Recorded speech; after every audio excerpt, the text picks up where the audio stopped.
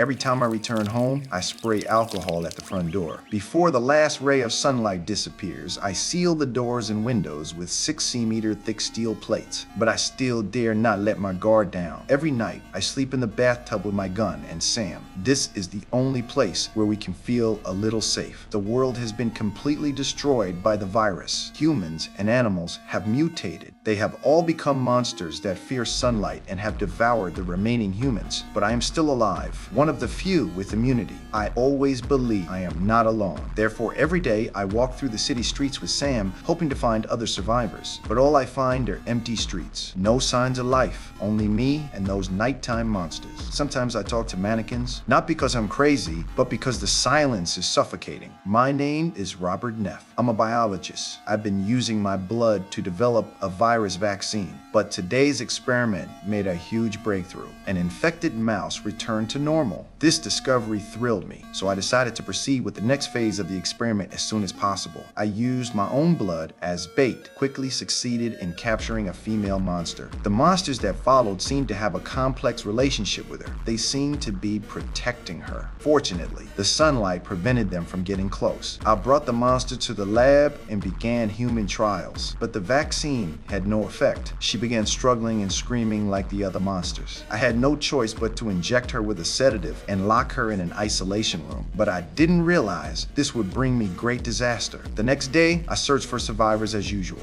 but I saw a strange scene. The mannequins in the store were standing in the middle of the street. I panicked because this was impossible. I instinctively pulled the trigger. The mannequins immediately fell to the ground, but it was too late because it was a trap.